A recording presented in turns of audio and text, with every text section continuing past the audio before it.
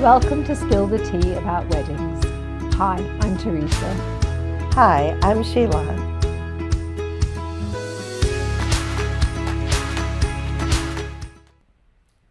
Hi there, and welcome to Spill the Tea about weddings with Sheila and Teresa. Hi, I'm Teresa, owner of the English Country Barn, a beautiful wedding venue in Magnolia, North Carolina. And hi, I'm Sheila. I am the owner of Finest Details. I'm a wedding planner florist and I have wedding decor rentals. Hi Sheila, how are you doing? Hi. Spring weather. I know, fine, although it's a little bit cold today, I think. So I know. It was so cold the other day, I felt like I needed sweatpants. And it's crazy, up and down this weather. I mean, so bipolar, isn't it, really? Yes, it is. So Sheila, I'm not supposed to be talking, let me tell you. I went to the doctor the other day about my croaky voice, because you know I've lost it twice this year already, and he said to me, "I will never sing again," which is hysterical because I can't sing anyway. So he basically said it's my own fault because I can't stop talking, and he said, "When you lose your voice, you're supposed to rest it." And so now I feel a little like Mary Poppins because she also had nodules on her vocal cords and could never sing again. And he said, "That's it, you're done." Well, you can just sing with me, nobody will know. I'm a terrible singer. I was singing in the car with my grandkids the other day and they said, "No, Chip, no." I'm really sorry. So voice is still croaky. It's going to be croaky forever. And as the day goes by, it gets croakier and croakier. So we better get on, but you might have to do more of the talking. Well, what do you want to talk about today? I want to talk about that pressure that our couples have to have the guilty guest list and the ones that they think they should invite rather than the ones they want to invite. Well, I have so much to talk about. I just think, I mean, in a nutshell, it's their wedding. They should invite who they want, but they all get this list. And I think parents often pressure them. I can remember when I got married all those years ago, I said to my mother, "You can have two." Two? So two couples. And I said, that is it. It's my wedding. That's the way it's going to be. Two. That's not how it typically is. I know. And I think it's harder, isn't it, if parents are involved in financing. They feel like they should have a say. I mean, my very strong, very short opinion is if you haven't been in touch with them in 5 years and you wouldn't go out to lunch with them, don't invite them. So that is one of the very big parts of my planning when I work with couples. Not as a florist or decor, but in our planning, that is absolutely one of the things we talk about early on. How I feel, as I say 3 years, if you have not, you know, your high school friends, your college friends, if you've not seen them and spoke to them and socialized with them in 3 years, and no, you should not feel like because you went to their wedding 5 years ago that you should have to invite them to your wedding. So today, where budgets are a big factor, and I do have quite a few couples that are paying for their own wedding, but parents are typically involved in the paying process for the weddings. And where budgets are one of the first things that we talk about, that your budget really does determine how many people you can invite to your wedding, because it is a per person price for alcohol, for food, for cake, you know, how many tables and decor. I mean, the list goes on. So I always say that the best way to keep on budget is the guest count. So if you have an unlimited budget, then sure, everybody gets to invite who they want. But if you are working within a budget, which is probably 75 to 80% of my couples, then that's where it gets backtracked. So when they're like, "Well, how do I choose? Where do I start?" Well, if let's just say you have 100 people that you're going to invite to your wedding, then I feel like the groom's 25, you're 25, and you write down, and generally that starts your wedding party and your family, the 25 most important people to the groom and to the bride. And typically, and that's what I say, is it's probably going to be your best man, or it's going to be one of your bridesmaids, or your mom, your dad, your grandma. Like, let's get all of those, and then again get to the second part and do the same thing. Because when you look, if you have 100 people and you have 25 of your most important, and if you have a large wedding party and a large family, then you've already run out. And then when you're working on that second 25 on what is the most important to you, it's not going to be the neighbor that you grew up with. It's not going to be people from high school that you haven't seen in 5 years, or somebody from college when you were a freshman that you thought was really cool. It's going to be people that are intimately in your lives. And I tell them, if you have not talked to them in 3 years, they cannot be in your top 25. No. What's So your I do thoughts give on them, the like, whole rules. the whole feeling of, well, my bridesmaid's got a boyfriend who she wants him to come. What's your thoughts on that? I have quite strong opinions about it. So, and this is where it gets tricky. If you are on a very tight budget, and 100 sounds like a lot of people, but when you hear how I just broke it down, your top 25, and then your second 25 may have some of that family rolling on it, that's not a very big number. It's not. And if you're splitting 50-50, now, most of the time the grooms are like, oh, I don't have that many, and we'll, shift it over. But this wedding is about the two of you. So it should be a 50-50. And if parents are like, well, I'm paying the bill, I want these 15 people, it's going to be hard for you to stay at 100 people. I mean, that's the realistic on where you are. You're going to probably be, when parents are like business associates or that, you're looking 150 to 200 to 250 at your wedding party. So if you are on 100 and under, it does get very hard that if you have a larger wedding party, that you've got all of their plus ones and you may not know them, or you may not know them well. And when you're estimating that $75 to $150, well, I say $150 per person guest list, that is including your bridesmaid's significant other plus one that you may not know that well. So one of the ways to combat that is do a smaller, so instead of 8 bridesmaids, do 4 bridesmaids and consider their plus one as part of that package. I like that little saying, no ring, no bring. Mm-hmm. I do like that. I just think if they are a new partner or you're not terribly involved with them, there shouldn't be an expectation from guests to have their partner included. And traditionally, it used to be that way. But I don't see that now. I do think a lot of people are waiting until they're getting older for education, financial reasons. The whole before no they ring, get no married. bring. I mean, if you're already living together, obviously that's to me the same as being formally connected with a ring. But I just tend to feel that, if one of your bridesmaids has just got a new boyfriend and they've been together 2 months, they shouldn't be an expectation that they come. No, I agree with that. And the same as I think, everybody's a grown up. So if you've got a really, really good friend from work who you connect really well at work, but you've never socialized outside that, why should their partner or significant other be included? And I tend to feel that if people want to come to your wedding, they can manage to be without somebody else. But let's also say that this happens so often that your neighbor that you really love and get along with great, and you invite them to the wedding.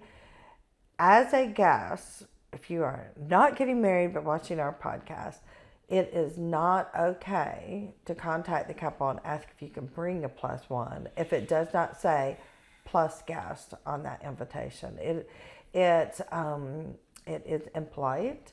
And it's an awkward situation. So it's a bit like including kids, isn't it, really? I mean, people might get an invitation for 2 adults and then they automatically think their children are included. Right, same thing. I mean, I can't tell you how many conversations I have with couples during tours. Say, are you having children at the wedding? And say, well, I don't really want kids, but, I kind of feel like I'm going to upset somebody. Don't be guilted into feeling you've got to invite kids. I'm very firm on that. If you want a child-free wedding or you have a very, very tight budget, and something I'm seeing for next year particularly is much smaller weddings. People are on a tighter budget and, 75 is is often the number that I'm hearing. And if you're only inviting 75, you're probably going to have a 50-person wedding. Right. And I'm seeing that more and more. And I think that couples are beginning to realize that they don't have to feel guilty about not inviting. Well, I Aunt definitely Sue. think no couple should have a guilt guest list, like, period. I think, and even if they're saying 175, I still do the same thing. Top 25, then you do your next 25, then you do your next. Because when they start, and I get that, thank you so much, Sheila, often when it comes to a guest list, because as they're breaking it down and they're going through, they're like, oh man. And I told them, I said, you have to think when you get outside and you have to, okay, we have like 15 extra seats, then you need to say, is that a minimum $150 guest? Is it that important? Well, the other thing is, if you wouldn't spend $150 on somebody for a gift, for example, why the heck are you spending $150 on a plate for them to have a part at your wedding? I mean, I really feel quite strongly that if they're not in your life, you don't have to feel obligated to invite them. Because here's the thing. You're going to have a great photographer, hopefully maybe a videographer. You can share it on social media and they can experience the best parts of the day. And it's not, and I'm honestly, I mean, I have weddings that vary of all different guest counts. My favorite in last year alone was the one that ended up being under 50 by surprise. It was a great time. Everybody would love it. I've seen standing ovation for couples when they come in the room instead of a clap, clap. I mean, we're talking cheering, exciting. I tell my couples all the time. I mean, it's totally okay to have a smaller wedding. Well, don't you think that if you have a more intimate wedding and you have kept your guest list to people that you genuinely know care about you, they are invested. I mean, that wedding you were just talking about, that guest count, they were so invested in making sure that wedding worked. And it was that cheer that went up. You could hear it outside. That was a louder cheer than when I've had 200 people. Yeah. They were so invested in making that wedding everything that couple wanted. And it made my heart swell because, and I tell people all the time, trust me, the people that want to come to your wedding will come. Yeah. Rain, snow. Yeah, they won't matter. make an excuse. 100 degrees, they'll and be there. if they want to come to your wedding, they won't be upset that you don't have a +1 for them. Right. And because they want to be there to support you. And that's the whole point, isn't it? It's not just having a big guest count because you want to fill a room. It's about having people who genuinely want to be there to support you. And if they haven't supported you in the last 3 years, maybe they haven't even met your new significant other, or they don't know what job you have anymore, or why are you paying all that money to have them at your wedding? Right. And I mean, and let's be really brutal, parents shouldn't have a say in, I don't care if they're paying for it. I genuinely don't care. If you are paying for a wedding, that should be a gift because you love your child, not because you want to have a hold over them. Well, don't you think? and I guess that's where some of the traditional side I struggle with because I'm like, well, they are kind of paying the bill.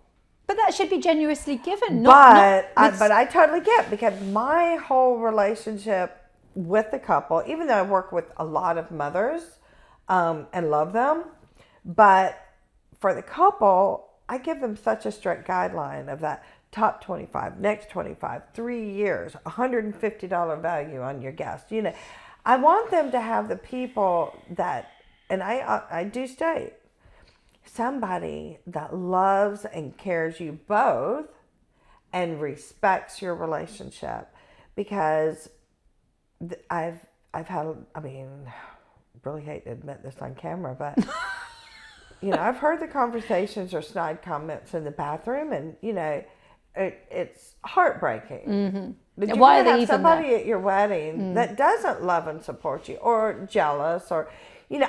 I want them to feel like that couple dancing in the middle of the dance floor with their wedding party, like that love and support was so genuine. Yeah. And that's what you want for your wedding day. And if there's somebody that, you know, that you already know, maybe out of your girlfriends that you might not have the best relationship is, then you don't have to invite them.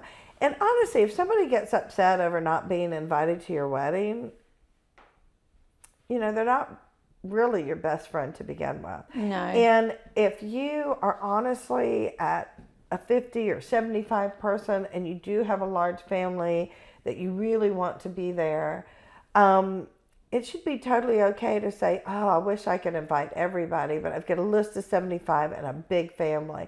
But I can't wait. We'll all get together and watch my wedding videos and my pictures. And as a true friend, you would be like, yes, I can't wait. I'll bring the wine. So, see, this is where the British culture has a win, because tradition, I'm going to tell you, because it's quite important.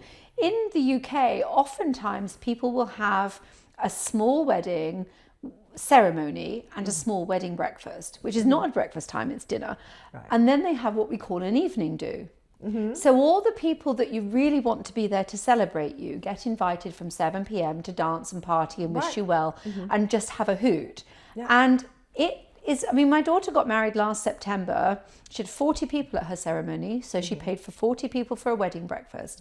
And then in the evening, she had another 60, 70 people show up. She's paying for them. They have like cocktails. They and just dancing. and then she got pizzas out late evening to feed everybody then. And it was such a win, because all those people that she really wanted to support them, but she couldn't afford to pay for them for £150 for a wedding breakfast each. Oh no, I love that idea. So I think, I mean, it's not something that's done traditionally here, and there aren't evening do's. Everybody comes to the wedding or not. Well, but we I think say perhaps here in the South specifically, Right. because in the South, we have always been more, and I'm not from North Carolina, but now I've been here so long, I'm adapted.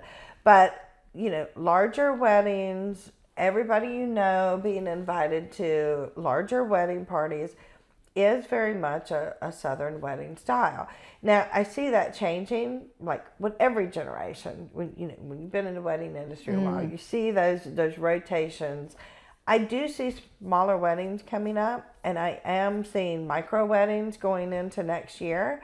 But just because you're at 50 people, I think that can be some of the most amazing intentional weddings. Yeah. And it is hard. I understand when mom and dad are paying the bill. I struggle with that. I tell the couple, it's got to start with you. You got to lay down your limits, and if you have extra, offer say, mom and dad, we've got 10 spaces, do you have anyone else you'd want to invite? Instead of just inviting somebody that you're not close to. So it's a little hard. I don't know. I hope the mothers and brides don't get me, but I'm a 50-50 on that. I feel like the day should be all about the couple. I'm not a 50-50. That's the priority. I am all in. Yeah, this is down to the couple. That's the priority. And you're right, a wedding should be a gift, but that's not typically how they see it. That's another conversation then, because I tend to feel that if you are giving that money, it's not because you want to control the narrative. It's because you genuinely love that couple and want to help support them. And that doesn't give you the right to have opinions about how their guest list or any part of their wedding is. Essentially, I feel very, very strongly that it is, and it's something that I've had, because obviously you and I both know weddings, so we have opinions about most things. And something that I've had to learn to say to all of our couples is, but it's your wedding, you do you. I say that. And I feel there's that number one. That parents need to look in the mirror and listen to what Teresa says. It's their wedding. Let them do them. And I do see on my end, flowers, decor, planning, that, there's so many more options today. And a beautiful wedding defined by a bride is so drastic bride to bride. Yeah, absolutely. And so for me, that's why I like, inspiration photos, like, let me see what your vision is, because we can create it. But that should also be the bride's vision, not the mom's vision. So right. That should be and them. I just feel that, this whole guest count thing, obviously I have a really good relationship with my two daughters, and I love to talk to them about their hopes and dreams and what they want. And if you have that kind of relationship with your kids, and you're going to say, I'm going to give you this amount of money towards your wedding, a proper thing to do would be to say, for you to do how you wish. Right, So whether right. that's because you want beautiful florals or you want to spend that on the food, or not necessarily, The music. I'm paying for this, so now I can choose how many guests I'm allowed to invite. right. I mean, and some couples Or may if actually... that's the case, then they say, okay, so now we figure it's $210 per guest, and these 4 people are really important to me, so I'll pay extra for that. Well, I still don't think that's right. I don't think that a parent has the right to say who they want as bring them. guests. If they want those guests, have a dinner party. Well, that's true. I'm controversial today. I'm feeling controversial. I know. I'm trying to stay in the middle. I know. But I mean, I love our couples so much that I don't want them to feel that they're pressured into inviting anybody that they don't particularly want to And invite. For me, the relationship with the couple is they're the priority, even though I have also a lot of relationships with the mothers, and not just of the bride. Sometimes But the mother, the relationships groom, I or the have with both. the mums are the ones that have genuinely said to the couple, I want to help you plan this wedding. I want it to be a beautiful day. I want you to have amazing memories.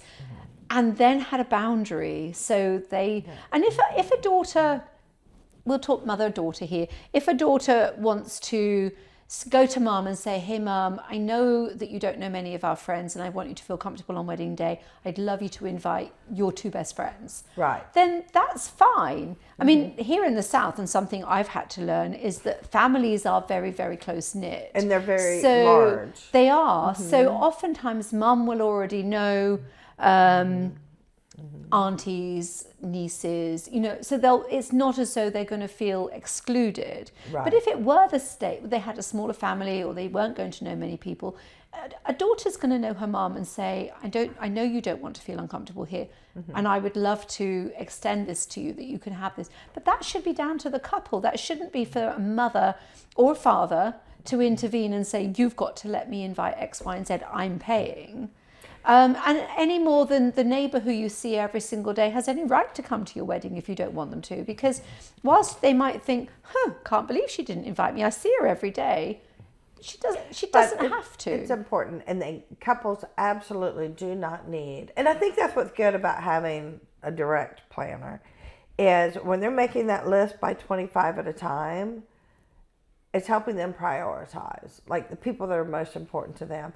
And then they can say, oh, well, my planner said we can only have, see, that's how I tell them. I think you can throw it off on me. Yeah. Because then when they get down to that limit, it helps them really prioritize on what, do we need to go up on our budget to get a few more people, or is this number perfectly where we need to be? I think something that's really important is that couples understand that cost per person. And I really, really think it's not until later on into their wedding planning that they necessarily understand what that actual cost per person But they need is. to understand that early, because once you've sent out save the dates,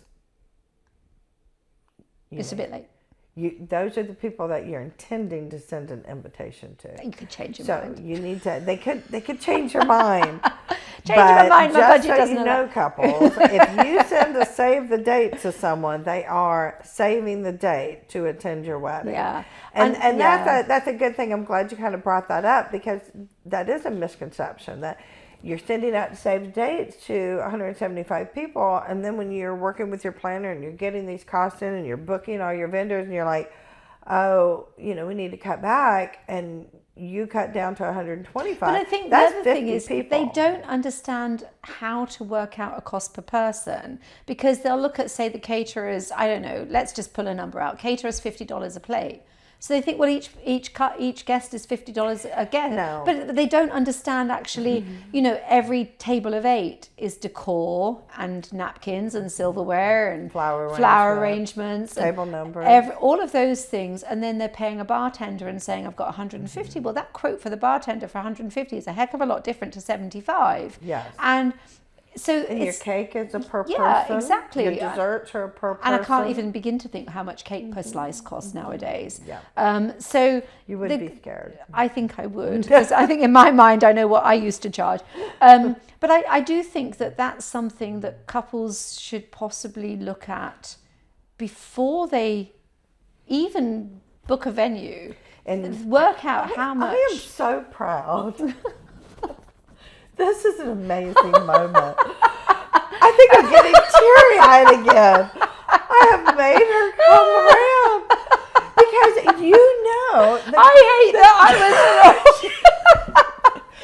it's like I feel like a princess crown is coming out. Right? Listen, you do not need to rub it in, but I really do feel. I do. I'm wrong. Well, so let's look. If you're thinking, oh, we got 200 people to invite, just like your venue, and I love this venue. It's great. It holds 200 people. And then they're like, oh, I love your planner list. And then they find someone like me. And I'm like, oh, well, with your budget, we need to be at 85 people. And now they've rented a $200 or a 200-person venue. Or 85 easily fits in there. Let's be more dramatic, $50 or 50 people. So no, the venue's not chosen for your guests. That's for your dream day. But the size of the venue and the cost of the venue is affected by how many people you're choosing. Mm-hmm. And I think it's so important. Budget. Because you want everybody that comes in to be your fit. And so that's why some of us vendors put our pricing online, is because people will know right up front they're within my budget, they're not within my budget. Like, are they looking at $3,000 a day venue rental? They know right up front. And then those that you are in the budget, they're coming in and they're visioning their day there. And for me, it's important for couples to understand their budget up front, because I want them to have a stress-free But I don't think it's just about budget, because I don't think that somebody might say, I've got $40,000 to spend, so I can afford to invite 200 people, because they haven't actually worked out what that cost per person is. But $40,000 in your venue, your caterer, your wedding dress, I mean, there's a lot to factor into the cost of a wedding. Mm. I mean, when you see my timeline is that long on just the vendors, right? Mm. And your cake, and then what are you going to do, dessert? Are you going to have a popcorn bar? Getaway car. I mean, there's so many factors that happens into it. So that's where it's extremely important, because budget determines guest count. Budget determines venue, photographer, food. But the reality catering. is, I mean, if your budget is, let's just say $40,000, and you decide that you're going to have a smaller guest count. I mean, my daughter had a smaller wedding, and all I could think is, great, we can have a better quality wine, because obviously, if you have a less guest count, so your price per guest can be better if your budget's there. But I don't think that couples necessarily understand all that is put into that pot of cost per guest. Right. So if your next door neighbour has a friend that they'd like to bring to keep them company, that's how much it's costing. And it's not $40 for the plate of food. It's probably about $200 per guest. That's the reality. And I think that's where people I used to say $150. Now I'm saying $210. Which is, we've had a big year of inflation. Yeah, and I know people are complaining about it all the time, but we've all got to incorporate. I don't, because obviously I'm not going anywhere. But vendors have got to travel. Fuel costs are really high at the moment. Food costs are really. I mean, I would hate to be a caterer in today's environment, because food costs have gone up. They're realities. I mean, when I go to a supermarket, I can see food costs have gone up. So a caterer clearly has to build that in too. And I think $210 per person is a realistic number. And that's not including your venue cost. No, that's not your photographer cost. No, it's not including all of your vendors. Not those personal things. That's exactly. That's per food, guest. Entertainment table and seats. Exactly. Right? And so I know that we could probably talk about this for hours. We could. And maybe we'll revisit it at some point. Yes, we should. So how we want to tell all of the couples that are out there listening, it is vitally important that you have zero guilt on your guest list. And take my advice, is break it down in 25 people increments. And when you know what a generalized cost is, and two, I always say, think in groups of 8, because you don't want your last table to have one person sitting there, because then that person could be a $600-700 guest. But what you need to do is break it down in priority in small groups of what that amount is. And when you take some of the hints we've given you today, whether it's 3 years or 5 years, how long you've known them, what is most important, what are you going to do about +1? Have no guilt on that either. We No both guilt have on no opinions. kids. And as Teresa says, couple only invite. I say maybe a mix of both. I think it really just depends on your family dynamics. I just think the priority should be to the couple. Yeah, and if the couple we then both agree with if that, they yeah. then say, okay, Mom, I know you don't know many people. I'm going to gift you the opportunity to do. That's fine, but It's I don't such a think sweet way to say it, Teresa. you just don't want people dictating to you that you should. Right. I've got 3 kids and I can't get a babysitter. That's not your problem. That's Right. their problem. And children, we've talked about many times. If you want a kid-free wedding, do it 100%. Yeah, no I guilt. support you. Photographer will love you. I'll love Caterer you. line will love you. Venue will love you. Because children are going to cost the same as the adult. Remember that. And they get bored. Yes, they get bored, they get a little antsy, and lots of things can happen. So don't feel guilty. This is all about you, and it's your day. Sure is. Yeah. No guilt. Yep, we support you on it. So until next time, don't forget to follow, like, share, and subscribe. See you on the next one. Thank you.